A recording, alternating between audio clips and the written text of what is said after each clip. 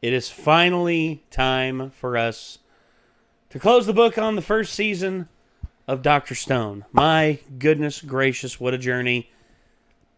And from what I understand, season 2 is not too far away. So, it'll be very interesting to see. I hope shit goes down, but I'm with Nick. I think should prepare for one hell of a cliffhanger. Yeah, I would expect that. I really wanted to see something in terms of... Well, we kind of got something in terms of a revelation for, like, the overall original plot of the show, which was something happened that turned everyone to stone. Mm-hmm. And I'm hoping that our cliffhanger at least ends with them coming across something that they're just like, wait.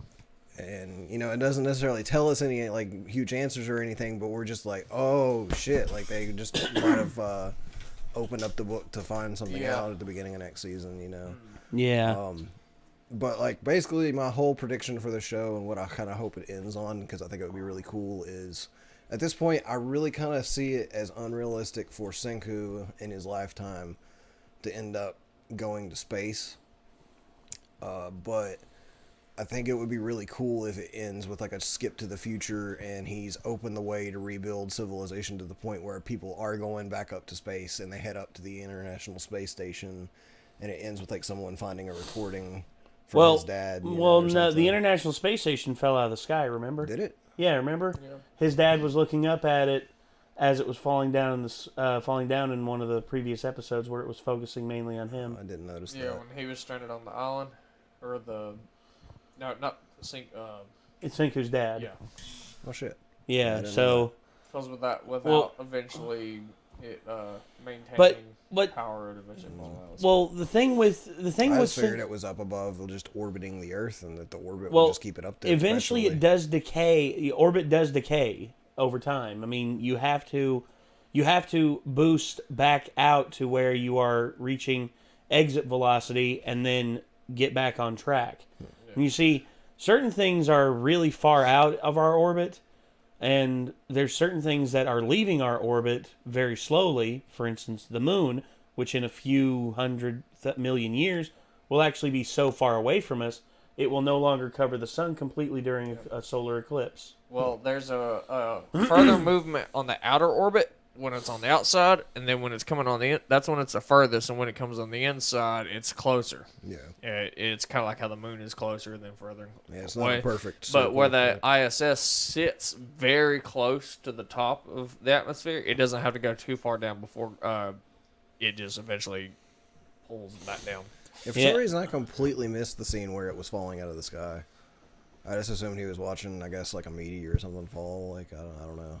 Yeah, the thing with it is eventually everything decays and falls apart. Especially things made by humans without repair. And the ISS is no different, even though it's in the vacuum of space. Eventually it decayed, and it would decay without human intervention, and it would fall. Except for apparently Nokia phones. Even those will, the plastic of those will decay. But I'll believe it when I see it. Yeah. Okay. Now it does. It's just a joke. It does. It is weird though. I do think from the premise of the show though, like, not everything would decay. That, I mean, how many thousand years? Like they said, like 3,000 years. No, 57 or 3,700 years, I think. I just don't think a complete thick ass steel beam would decay. It would in 3,000 years. It would with rust. Well, dude, I mean, there's things that fall apart after 50 years. There's one building I know of that was built fresh back in 1968, and it was left exposed to the environment. It was made out of steel, plastic, and fiberglass. And have you seen that abandoned mall picture? It's like a modern mall that has a JCPenney in it, and it looks like it's out of fucking, like, I Am Legend or The Last of Us or something like that. It's fucking crazy. Yeah, I'm just saying, like, there's certain metals that... Well, certain metals... Like, that man has, like, fabricated. Yes. That's... Well, titanium's one. Yeah. Titanium's one that it takes a very long time for it to degrade. one thing that will actually never I degrade. think if there's to dig up a jewelry store or whatever, those diamonds would still be diamonds. Oh yeah, diamonds would still be diamonds. Yeah. That takes millions of years. Yeah. That takes millions of years of pressure to Yeah. form coal into a diamond, and vice versa. I think, like, for example, a really heavy-duty vault, I think the items inside of that, I mean, it would, I just see it taking a lot longer than that. But, of course, for the show, they live on one island, I guess Japan, right? Yeah, it's Japan. So, yeah, obviously they haven't traveled too much further out to go digging. Take big machines to go dig and try to find. Or, like New York City, yes, it would be completely covered up in vegetation, but I still feel like there's parts of it would still be intact. Well, yeah. Somewhat, Well, yeah. There's actually one material that no one ever thinks about that actually is said to never be biodegradable by nature. And you know what that is? What? Rubber. Rubber? Rubber tires have been... There's actually one experiment with rubber tires. Dude buried one and pretty much left a note saying, hey, dig this up in 70 years and see if it's degraded any. Still in pristine condition. Brand new. Weird. It's just how it is. You see, the reason why tires decay whenever we have them on our vehicles is because of wear and tear of them being on roads. Yeah. And that's the only way they truly do degrade. Nature does not degrade them at all. We either have to burn them to break them down, or break them down with our vehicles. I mean, that's a crazy thing to me. And I'm wondering if there is something that that has survived from the old world. For instance, what if they do find a vault like you're talking about, Jacob, and in that vault is like a record or CDs or an MP3 player, and Senku's able to power that MP3 player back up, then all of a sudden he's able to play a song. And people flip out. Of course they would. Dude, imagine never hearing a recorded anything ever recorded, and then all of a sudden, okay, Nick, remember this? You said the first time you heard Rob Zombie, how much of a friggin' mind blow that was when you heard what was it, Super Beast? Yeah. Yeah. Twisted Metal 3. Yeah, exactly. That's the first time I heard it. The very first. I heard it because my friend was like, "Have you ever listened to any metal?" And I was like, "No." And he's like, "Listen to this." And I was like, "Holy shit!" Just like the intro and the build up and everything at the beginning, and I was just like sounds I'd never really heard before, and I was like, "This sounds bitchin'." Like so. Hey yeah, I'm the one that you wanted. Hey yeah.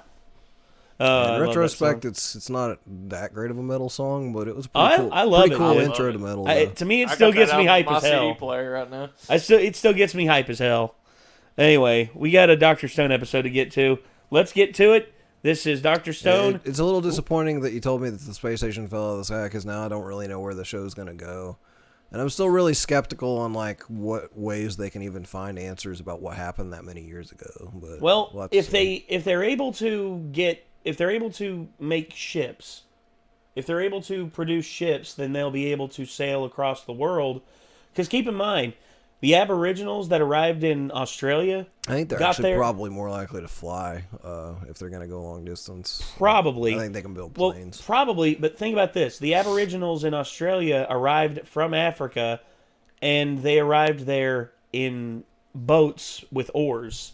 They literally paddled across the ocean. True, but just to get to Australia. taking statistics like crossing the ocean on a ship is, especially with like primitive like vessels and stuff, it's got a pretty high rate of a lot of death and everything occurring. So it does. If they can figure out a way to fly, I feel like they'll do that, because they'll be like, this is going to be a lot safer. Well, flying would be a lot better. It would be, no doubt. In which they probably will.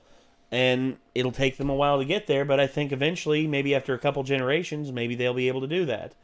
And I think Senku will be able to figure out what exactly happened. I mean, I don't know. We're just going to have to keep watching and see. But anyway, this is Dr. Stone, Season 1, Episode 24, the finale. Let's get to it. It's amazing that we can send our voices out so far, but I wonder how anyone will be able to hear them. I knew that was going to come into play. Oh, whoopsie. Guess guess we're gonna need another one. Purpose, didn't you? Because if everyone knew we needed 2 of them, they may have been less willing to help out. Thrown. Damn. Yeah. But still, though, I'm not upset about that at the end there because We didn't get, like, exactly what I thought either.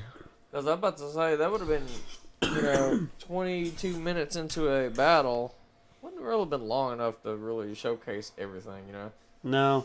But, dude, the record thing, I mean, that Yeah, that was a very that was powerful just moment. that was just because imagine that. Imagine you have been devoid of everything, not just music, not just art, not just everything like that, but just deprived of any experience like that. And then all of a sudden you hear a voice from thousands of years ago. One of the people that you've been taught all your life as the founder of the village, and I remember Jesus. Getting out of boot camp was 13 weeks, and we went 13 straight weeks without hearing any type of music, no speakers, nothing. Wow. And the only type of music we had was us singing, or Up in the stuff morning like- to the yeah, rising all sun. that shit. But man, when I got in that car finally after graduation, and we cranked on some Kill Switch Engage, by God, oh my God, this sounds so good. Like, do you hear this shit? I was like going on, like, holy shit, that sounds so good. Like, it wasn't even like, I mean, it was just like the end of Heartache, Yeah. But man, I was like, your ears get we get so spoiled with entertainment nowadays that We do. damn, if we was to really live that long without anything like that, you'd be like, holy shit. There was actually a beautiful moment like that in the one movie Dawn of the Planet of the Apes, the second, the newer ones. It was the second one.